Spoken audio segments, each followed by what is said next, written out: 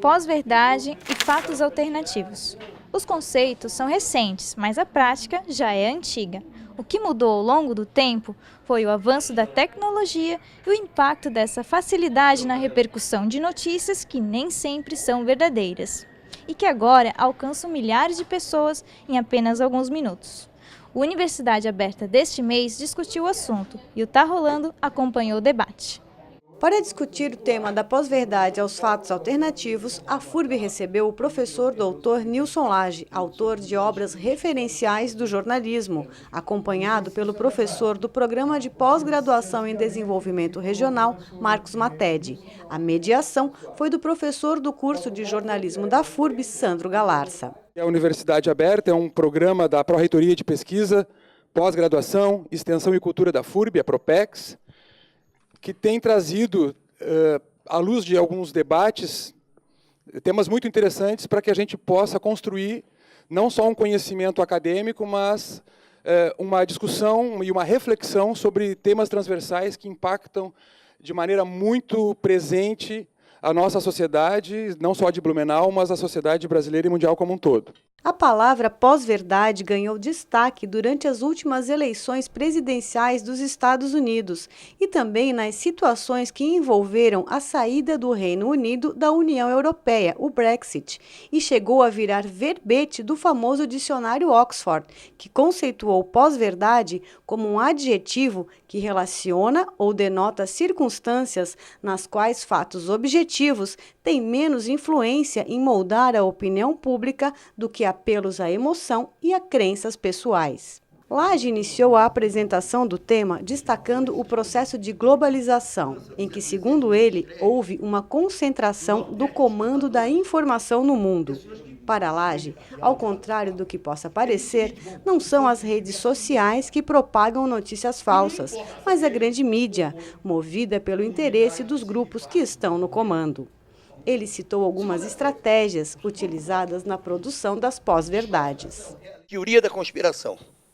Qualquer discurso que tente dar um sentido à história será uma teoria da conspiração. Se você relaciona, por exemplo, o Mensalão com o Lava Jato, com a deposição da presidente Dilma, com a desnacionalização, com o petróleo, é teoria da conspiração. Isso é uma coisa muito bem feita.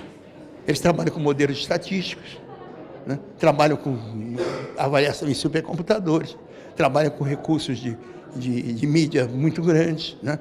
E há um princípio, que é o princípio do Edward Burney. Edward Burney é o pai das relações públicas, 1917.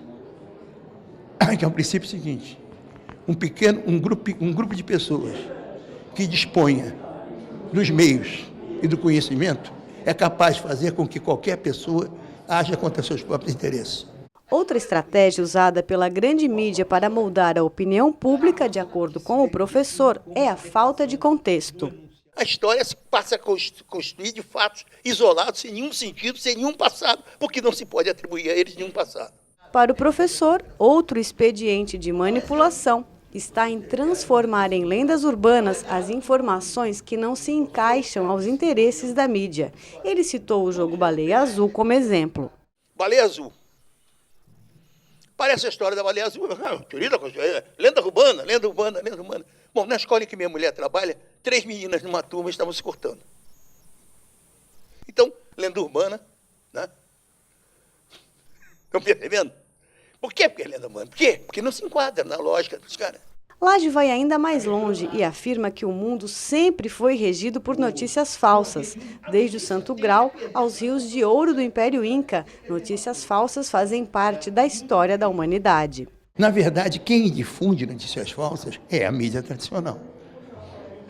Você sabe perfeitamente que o Saddam Hussein não tinha bombas de armas de destruição em massa. Você sabe que as informações que são publicadas não são verdadeiras. Você sabe que, por exemplo, ontem houve essa acusação aos 4 ministros do Supremo Tribunal Federal está sendo abafada.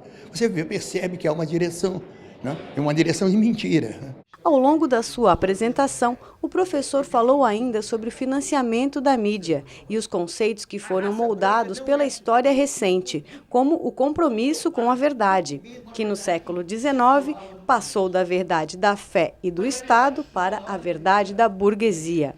Movida por interesses econômicos, a notícia produzida em escala industrial pela grande mídia representa um mundo que pouco tem a ver com a realidade da sociedade.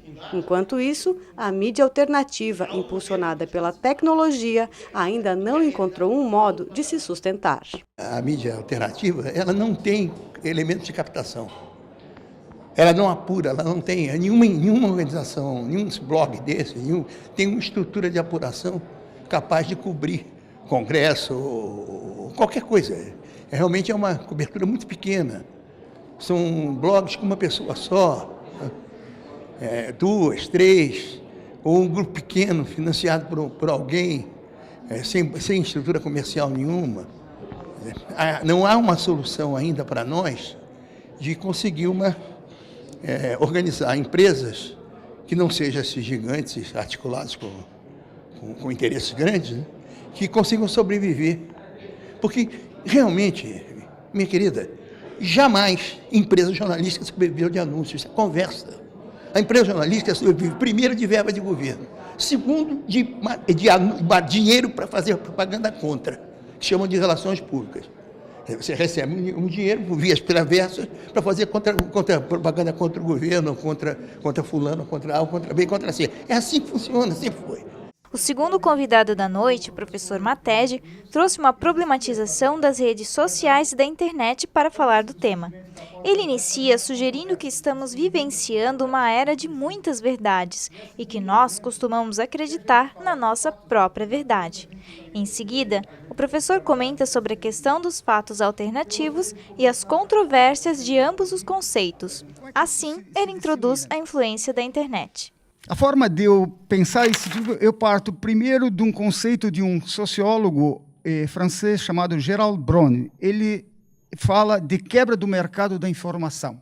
Até o começo da internet, o mercado de informação ele era controlado a priori por dois tipos de atores. O primeiro deles, jornalistas, segundo, os intelectuais, que faziam um filtro a priori das informações que eram apresentadas para a população.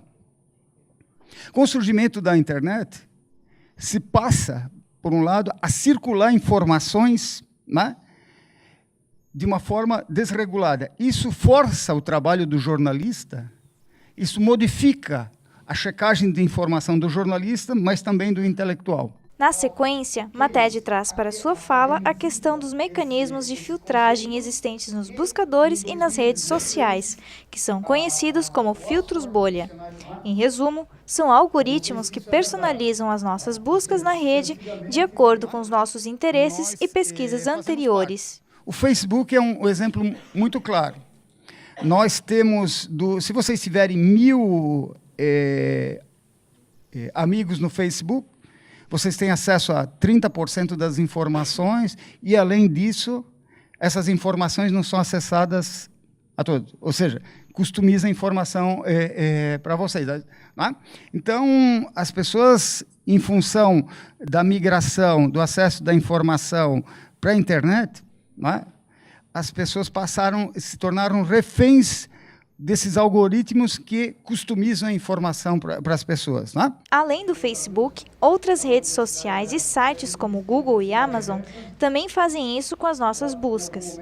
O professor sinaliza para uma situação na qual podemos acabar vendo apenas aquilo que é do nosso interesse e que concorda com a nossa própria visão de mundo, sem observar os fatos por outros ângulos, o que também reforça o conceito da pós-verdade. O resultado é o que eu chamo de uma busdemocracia, né? Ficam aprisionados aos dados que conhecemos, compartilhamos e nos relacionamos. Uma espécie de democracia de clique. E por que isso é importante? Agora eu gostaria de retomar a diferenciação que propôs o professor. Uma coisa são constatações, outras coisas são projeções. Uma coisa são fatos, outras coisas são desejos. A nossa sociedade se confunde ideias com identidade. Criticar uma ideia é criticar uma identidade. Dispor uma ideia é dispor de uma identidade. E isso gera um ruído extremamente forte. No limite da projeção, nós temos o quê? Ideologia. No limite da constatação, nós temos o quê? Ciência. Diante desses cenários, a recomendação do professor Nilson Lage para quem quer se defender da manipulação da mídia é passar da informação ao conhecimento. Hoje você tem uma quantidade enorme de meios de se informar e de cruzar a informação. Se você quer informação internacional, você tem o Google que traduz.